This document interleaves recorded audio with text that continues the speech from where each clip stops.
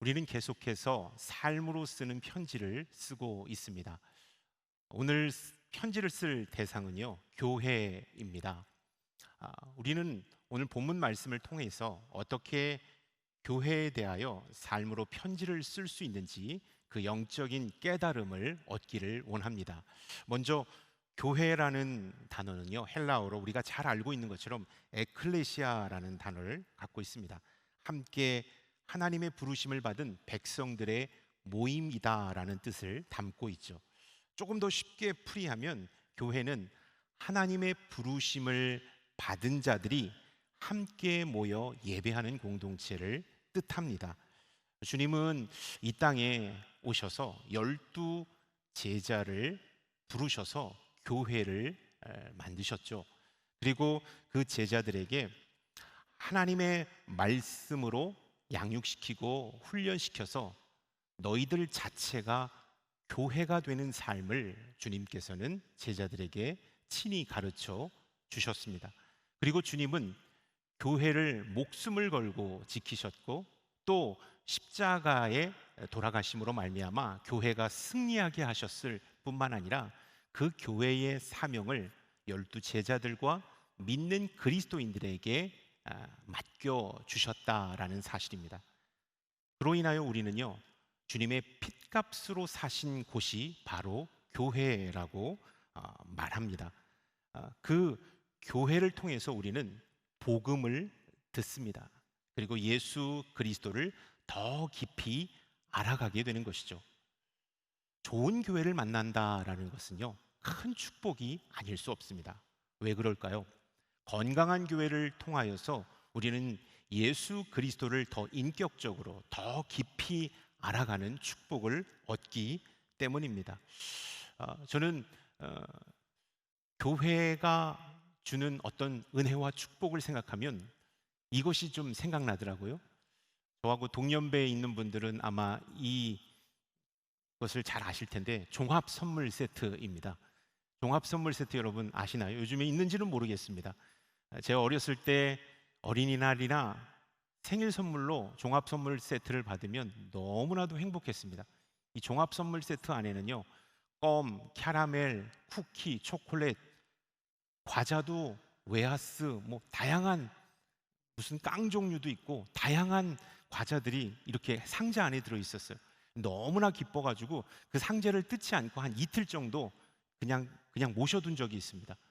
그 상자 안에는 어릴 적 제가 좋아했던 모든 간식 종류가 다 들어 있었기 때문이죠.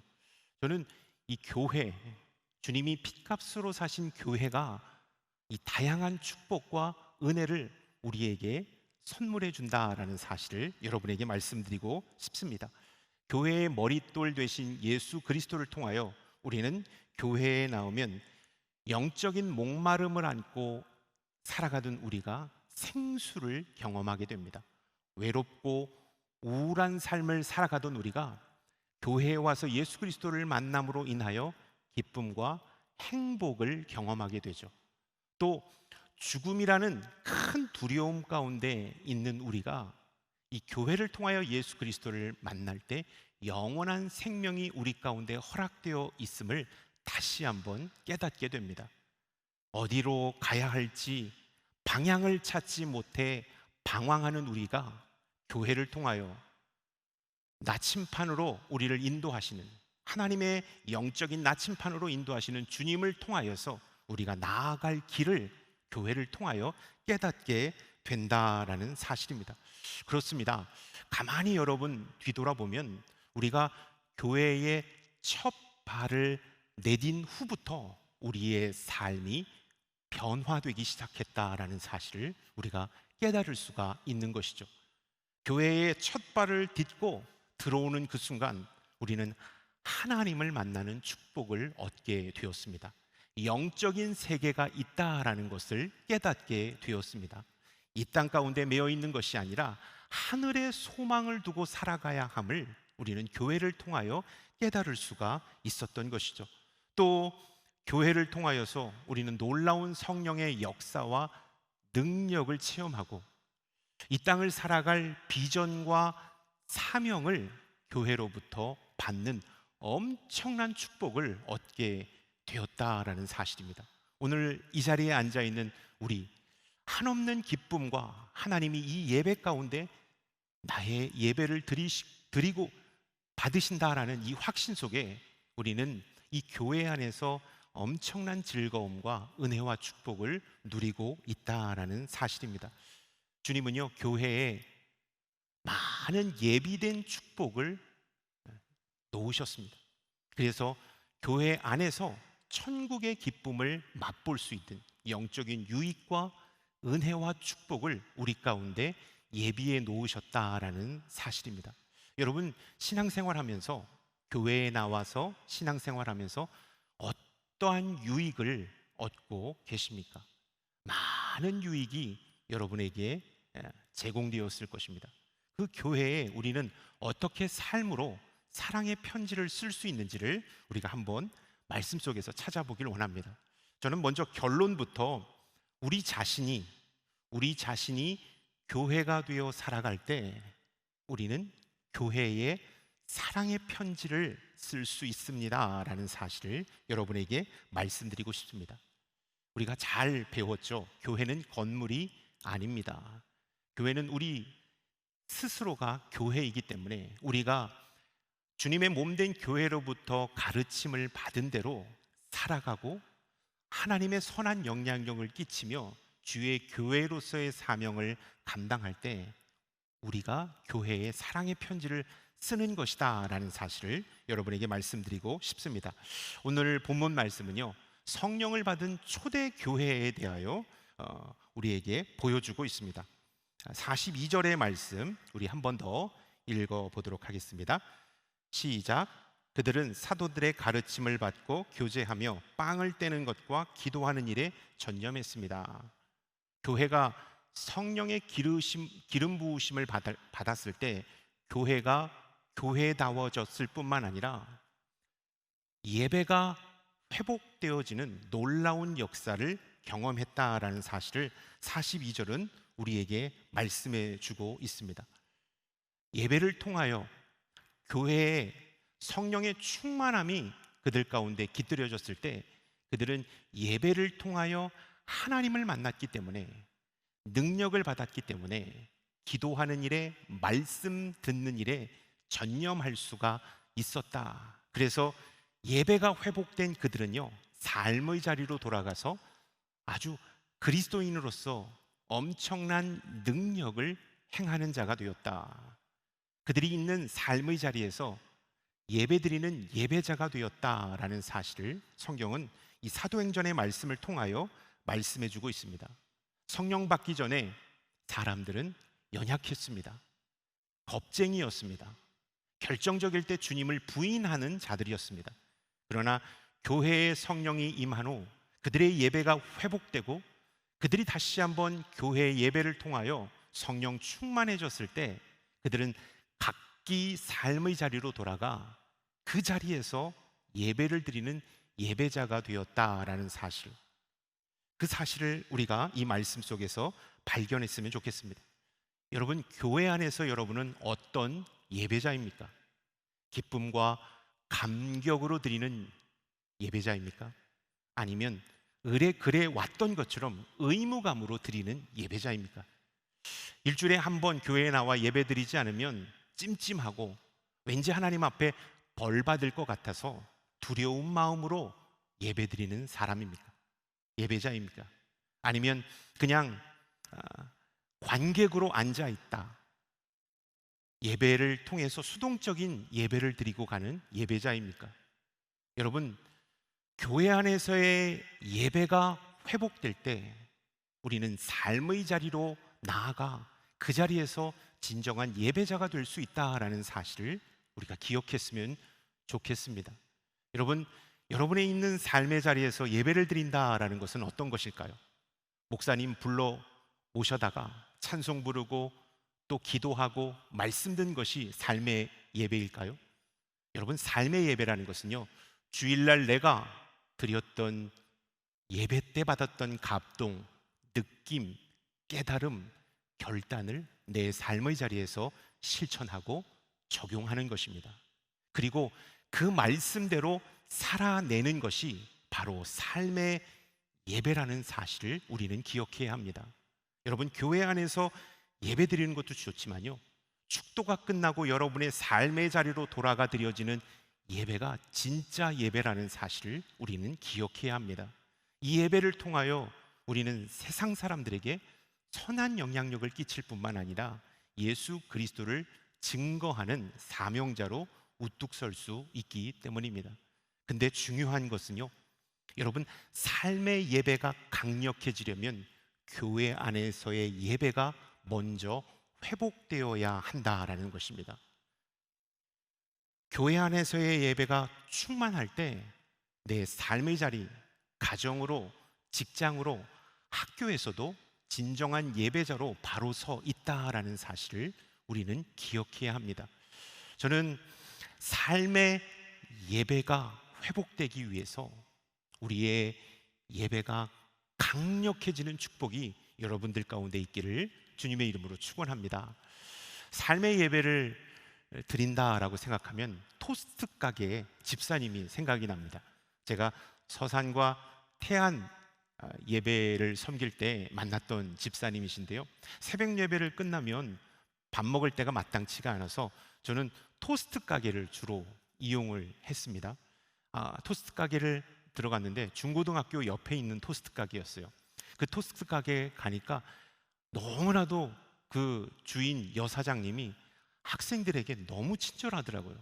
학생들의 이름을 불러가면서 토스트를 주고, 돈이 좀 모자라면 그냥 됐다고 하고 그냥 주고, 음료수도 주고, 어떨 때는 학생들 상담까지 막 해주시는 그런 모습도 제가 봤습니다. 정말로 엄마처럼 밥 먹지 못하고 학교에 일찍 온 우리 학생들에게 따뜻하게 토스트와 또 달걀 후라이도 주고 음료수도 주면서 그들과 아름다운 친교를 맺어가는 그러한 그 사장님을 제가 봤어요. 계속해서 지켜보면서 제 안에 확신이 들었습니다. 저분은 분명히 교회 다닐 것이다. 저분은 분명히 예수 믿는 사람일 것이다 라는 확신을 제가 갖게 되었어요. 그리고 한 2주 정도 토스트를 중간중간 방문했지만 제가 참석하고 나서 계산할 때 혹시 교회 다니시지 않나요? 제가 물어봤어요. 저는 어느 교회의 목회자인데 제가 사장님을 며칠 동안 봐오면서 정말로 예수의 향기가 무엇인지를 제가 듬뿍 느꼈습니다. 교회 다니시죠? 라고 말씀을 드리니까 어떻게 하셨어요? 저 무슨 교회 안수 집사입니다 라고 당당하게 당신의 직분을 이렇게 말씀드리더라고요. 제가 사장님의 모습들 이렇게 보면서 정말로 따뜻하게 학생들에게 대해주고, 때로는 뭐 충고도 해주고 이름도 불러주고 정말로 따뜻하게 섬기시는 그 모습을 보면서 교회를 목양하는 듯한 착각을 갖게 되었습니다. 정말로 제가 아침 먹으면서 은혜를 많이 받았습니다 라고 말씀을 드렸습니다. 목사님, 저 이 토스트 가게 열기 전에 기도하고 받은 자리예요. 그리고 하나님 앞에 약속했어요. 이 자리에서 정말로 주의 사랑을 전하겠다고. 그리고 정말로 열심히 섬기면서 예수 믿는 사람답게 열심히 살겠노라고 결단하며 받은 자리예요. 저는 여기서 정말로 감사함으로 하루하루를 보내고 있습니다 라는 고백을 이렇게 드렸습니다.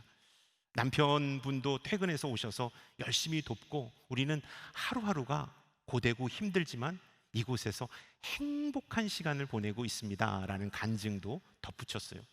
여러분, 그리고 나서 제가 거기에 가면 학생들을 막 불러서 목사님 오셨다, 안수 기도 받아라, 너 기도 받아 하고 저한테 기도를 이렇게 인도하시는 그러한 일도 있으셨어요. 참 은혜가 있었습니다.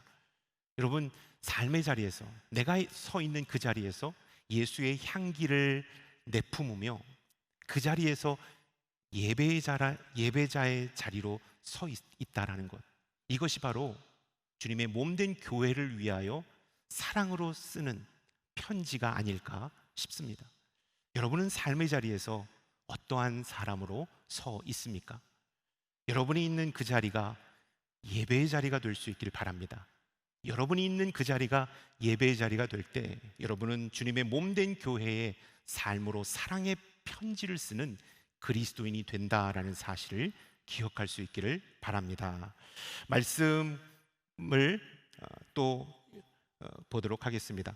성령을 받은 그들이 어떻게 됐는지 43절과 44절의 말씀을 한번 읽어보도록 하겠습니다. 모든 사람들에게 두려움이 임했는데 사도들 통해 기사들과 표적들이 나타났습니다. 믿는 사람들이 모두 함께 모여 모든 물건을 함께 쓰며 43절의 말씀을 통하여서 성령이 교회에 임하였을 때 놀라운 기적이 일어났다라고 말씀하고 있습니다. 두려움 가운데 있던 자가 담대하게 변했고, 또 믿음이 연약했던 자가 강력한 믿음의 사람으로 변했고, 이 땅만을 바라보며 살아가는 자가 하늘을 바라보는 자로 변했다라는 사실입니다. 교회에 성령이 임했을 때 그들은 강해졌고 그들은 지혜로워졌으며 세상을 이기는 자가 되었다라는 사실을 이 성경 말씀을 통하여 우리는 깨달을 수가 있다라는 사실입니다. 실로 교회에서 그들이 성령을 받고 놀라운 능력을 선포했다라는 것입니다. 베드로가 설교할 때 3,000명, 5,000명이 주님께로 돌아오는 놀라운 역사가 일어났습니다. 그들이 기도할 때 귀신이 떠나가고 그들이 함께 모여 기도할 때 놀라운 치유의 역사가, 성령의 역사가 일어났다라는 것입니다. 여러분, 초대교회, 성령을 받은 초대교회는 성령의 강력한 역사가 일어났다. 요한복음 14장 16절의 말씀, 16장 7절의 말씀에 보면 이러한 말씀이 있습니다. 자막으로 올려주시면 제가 빨리 읽겠습니다. 내가 아버지께 구할 것이니 아버지께서 너희에게 다른 보혜사를 보내셔서 너희와 영원히 함께 있도록 하실 것이다. 그러나 내가 진실로 진실로 너희에게 말한다. 내가 떠나가는 것이 너희에게 유익하다. 내가 떠나가지 않으면 보혜사가 너희에게 오시지 않을 것이다. 그러나 내가 가면 너희에게 보혜사를 보내주겠다. 예수 그리스도께서 하늘로 승천하시면서 성령님을 우리 가운데 보내어 주셔서 구원의 완성을 이루게 해 주셨습니다. 뿐만 아니라 강력한 능력을 우리 가운데 부어 주셨다라는 사실을 우리가 기억했으면 좋겠습니다. 여러분, 교회를 통하여 우리는 성령님을 만나 강력한 사람이 되었다라는 사실을 성경은 우리에게 가르쳐 주고 있습니다. 무슨 말씀이세요? 저는 방언도 할 줄 모르고 신비한 능력도 나타난 적이 한 번도 없습니다. 신유의 역사도 일어난 적도 없고요. 특별한 성령의 능력이 나타난 적이 한 번도 없는데 제가 성령 받은 거 맞나요? 라고 의문을 제기하시는 분이 있을지 모르겠습니다. 고린도전서 12장 3절의 말씀은 우리에게 이렇게 말씀하고 있는데요. 우리 한 목소리로 함께 읽어보도록 하겠습니다.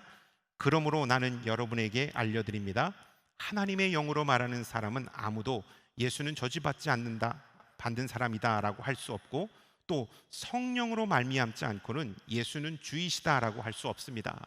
예수 그리스도를 나의 주님이 되십니다 라고 고백하는 것 자체가 성령의 역사라는 사실입니다.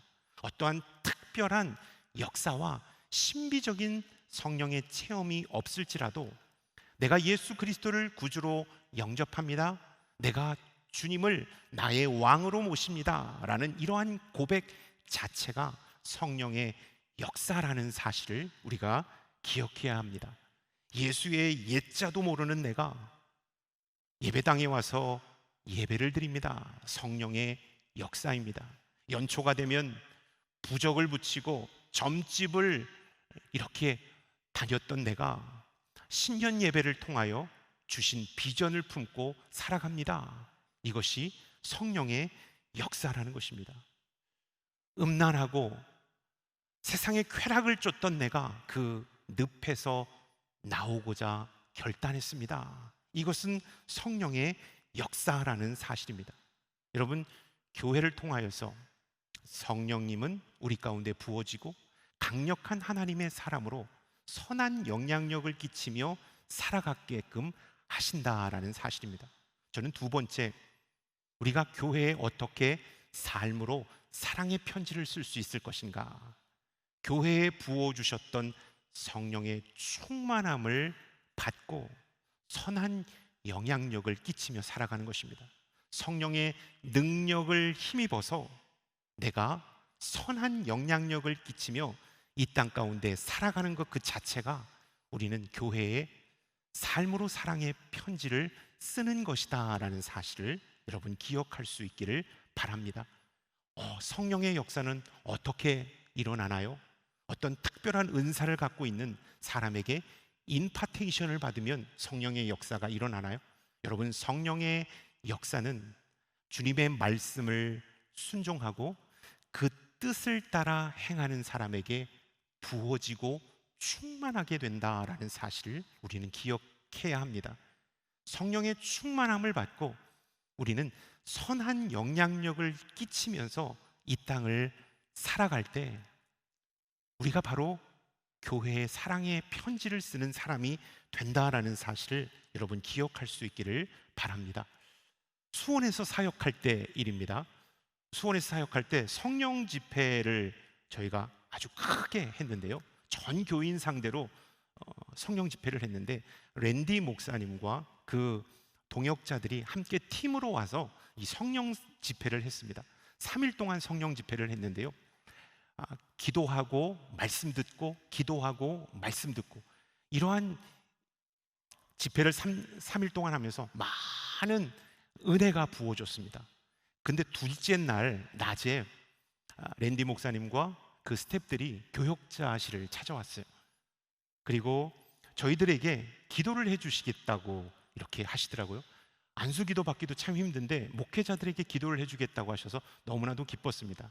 가장 먼저 우리 목사님의 한 목사님이 안수기도를 받는데 그 목사님에게 그 랜디 목사님이 축복하시는데 당신의 사역은 빛을 발할 것입니다.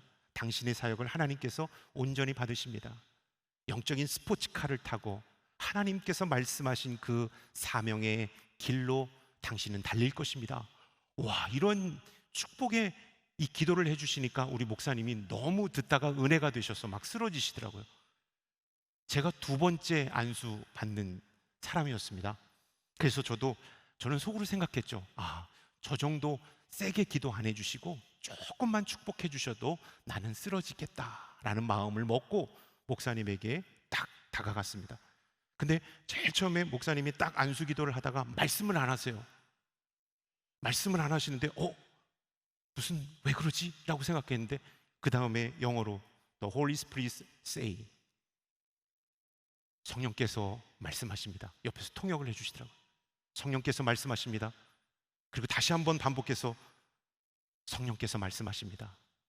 그 다음에 뭘까? 난 쓰러질 거야 라고 생각했는데 20파운드를 빼라고 말씀하십니다. 갑자기 성령께서 다이어트를 말씀하시는 거 보고 제가 깜짝 놀랐어요. 20파운드를 빼라고 말씀하십니다.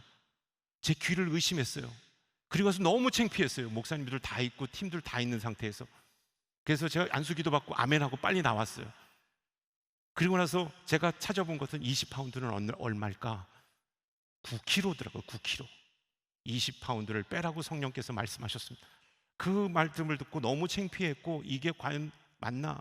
그리고 나서 제가 정말로 그 말씀을 받은 날 공원을 돌기 시작했어요. 아무리 사역이 늦게 끝나고 공원을 돌면서 기도하고 하나님 20파운드의 의미가 뭡니까? 라고 생각하면서 저 자체적으로는 하나님 앞에 기도하고 찬송 부르면서 9kg를 감량하기 위해서 부단한 노력을 했습니다. 한 달 정도 넘게 그 공원을 돌면서 계속해서 찬송 부르고 기도하고 9kg를 빼야 된다는 이 결단이 앞서서 그런지 정말로 한 달 반 그 정도 걸려서 20파운드를 뺐습니다. 그리고 나서 며칠 지나지 않아 저는 다른 사역지로 단독 목회를 할 수 있는 다른 사역지로 영적인 발령을 받게 되었습니다. 그때 제가 갖고 있었던 영적인 상태는 최고조였습니다. 성령 충만했고 단순한 다이어트를 한 것이 아니라 하나님과 함께 친밀하게 준비되어지는 그런 과정을 겪었던 것이죠. 그리고 그 임지를 말씀하셨을 때 아멘, 제가 가서 잘 섬기겠습니다 라는 이 기쁨이 제 안에 충만했던 것을 느꼈습니다. 그리고 행복한 목회를 경험하고 돌아오게 되었습니다. 저는 성령의 역사와 능력을 이렇게 얘기할 때 그 사건을 잊을 수가 없어요. 단순하게 9kg를 빼라는 성령의 음성이 아니라 그 시간을 통하여 영적으로 체질 개선을 하고 하나님과 친밀해지고 성령의 충만함을 받아라. 그리고 내가 보낼 그 사명 사역지로 가서 너의 선한 영향력을 성령의 충만함으로 끼쳐라 라는 메시지를 제가 잊을 수가 없습니다. 여러분, 교회의 삶으로 사랑의 편지를 어떻게 쓸까요? 성령의 충만함을 받는 것입니다. 주의 말씀을 따라 주의 가르침을 따라 살고자 할 때 성령이 부어지는데 그 성령의 충만함을 가지고 내가 선한 영향력을 끼치며 하루하루를 살아가는 그 자체가 교회에 선한 영향력을 끼치는, 그리고 사랑의 편지를 쓰는 것이다 라는 사실을 여러분 기억할 수 있기를 바랍니다. 아멘. 말씀을 함께 읽을 때 45절, 46절의 말씀 우리 마지막으로 함께 읽도록 하겠습니다. 재산과 소유를 팔아 각 사람에게 필요한 대로 나누어 주었습니다. 그리고 날마다 성전에서 한 마음으로 모이기를 힘쓰고 집집마다 빵을 떼면서 기쁨과 순수한 마음으로 음식을 나누어 먹었습니다. 그들이 성령을 받고 초대교회 가운데 하나님의 은혜가 흘러넘쳤을 때 그들은 자신들의 재산과 소유를 팔아 꼭 필요한 사람들에게 나누어 주었을 뿐만 아니라 그들에게 순수한 마음으로 또 그 사랑의 마음으로 그들에게 전했다, 함께 했다라는 사실을 말씀하고 있습니다. 이 말씀을 요약하면 교회에서 성령을 받은 성도들은 예수의 마음을 품기 시작했다라는 것입니다. 내 것 챙기고 내 것만 가지려고 했던 그 이기적인 마음을 내려놓고 예수의 마음을 품기 시작했다. 주변의 사람들을 돌아보기 시작했고 꼭 사랑이 필요한 곳에 그리스도의 사랑을 전하는 자가 되었다라는 사실을 성경은 우리에게 말씀하고 있습니다. 여러분, 예수 만나기 전에 우리는요, 우리 자신을 한번 적용해 보면 어떨까요? 예수 만나기 전에 우리는 남들보다 인생의 레이스를 더 빨리 가고자 했습니다. 그리고 더 멋지고 폼나게 살고자 했습니다. 근데 예수를 만난 뒤에, 교회에서 예수님을 만난 뒤에 우리의 삶은 어땠가요? 경주용 레이스카가 아니라 갓길에 비상등을 켜고 고장나 서 있는 사람들을 주님께로 인도해내는 이 견인차의 사명이 우리에게 있다라는 사실을 깨닫지 않았나요?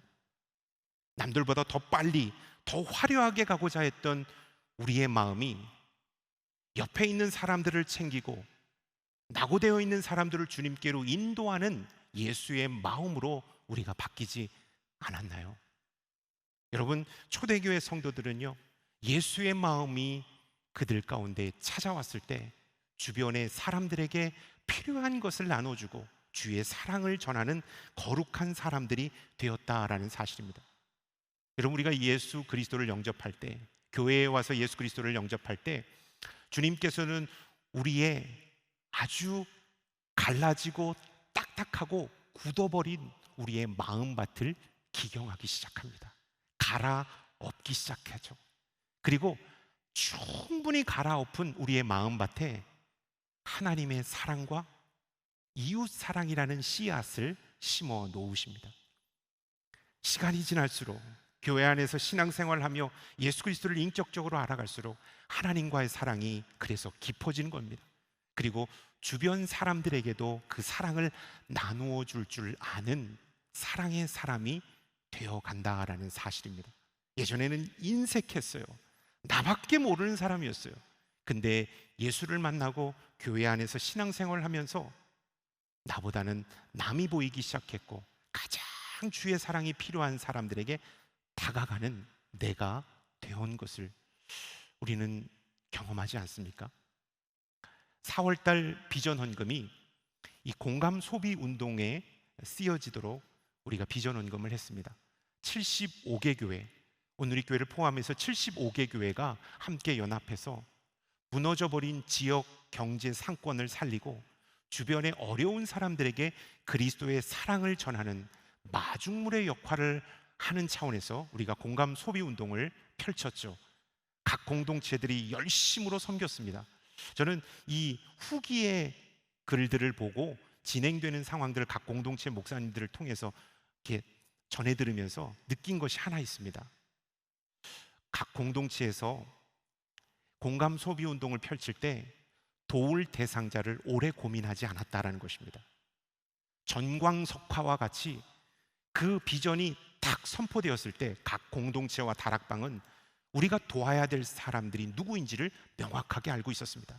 그들에게 무엇이 필요한지를 정확하게 알고 있었죠.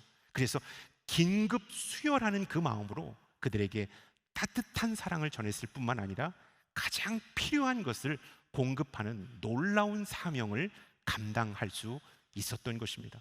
저는 그 광경을 보면서 참 우리가 사랑의 마음이 있었기 때문에 내가 있는 그곳에서 가장 주의 사랑이 필요하고 가장 긍휼히 여김을 받아야 될 대상자가 누구인가를 우리는 늘 언제나 생각하고 있었기 때문에 우리는 그 상황이 딱 찾아왔을 때 즉각적으로 필요한 사람들에게 사랑을 베풀 수 있었구나라는 사실을 다시 한번 깨달을 수가 있었습니다. 성경 말씀 보면 이 마태복음 25장 40절의 말씀 우리 한번 읽어보겠습니다. 왕이 대답할 것이다. 내가 진실로 너희에게 말한다. 무엇이든 너희가 여기 있는 내 형제 중 가장 보잘것없는 사람에게 한 것이 곧 내게 한 것이다. 가장 연약한 자에게 사랑을 베풀고 그들의 필요를 채워주는 자가 바로 주님께 사랑을 전한 것이다 라고 말씀하고 있습니다. 여러분, 교회를 통하여 우리가 주님의 사랑을 체험하지 않았습니까? 그 받은 사랑을 이웃에게 나누어 주는 삶이 바로 교회의 삶으로 사랑의 편지를 쓰는 것이다. 바로 우리 자신이 교회가 되어 교회로부터 받았던 가르침과 사랑과 은혜를 삶의 자리에서 흘려보내는 삶, 필요한 사람들에게 나누어 주는 삶, 교회를 통하여 성령의 충만함을 받은 그 능력으로 선한 영향력을 끼치는 삶이야말로 교회의 삶으로 사랑의 편지를 쓰는 것이다 라는 사실을 여러분 꼭 기억하시고 여러분이 있는 자리에서 삶으로 예배드리는 예배자가 될 수 있기를 바랍니다. 성령의 능력으로 선한 영향력을 끼치는 자들이 될 수 있기를 바랍니다. 그리고 받은 사랑을 흘러보내는 그리스도의 사랑이 될 수 있기를 바랍니다. 여러분 자신이 교회라는 사실을 기억할 수 있기를 바랍니다. 아멘. 기도하겠습니다. 사랑의 하나님, 우리 자신이 교회임을 깨닫고 교회를 통하여 주님께 받은 사랑을 흘려보내는 자가 되기를 원합니다. 그 선한 영향력을 선포하며 살아가는 자가 되길 원합니다. 우리가 서 있는 그 자리가 삶의 예배의 자리가 되길 원합니다. 우리를 축복하여 주시고 하나님의 은혜를 덧입혀 주시옵소서. 예수 그리스도의 이름으로 기도드렸사옵나이다. 아멘.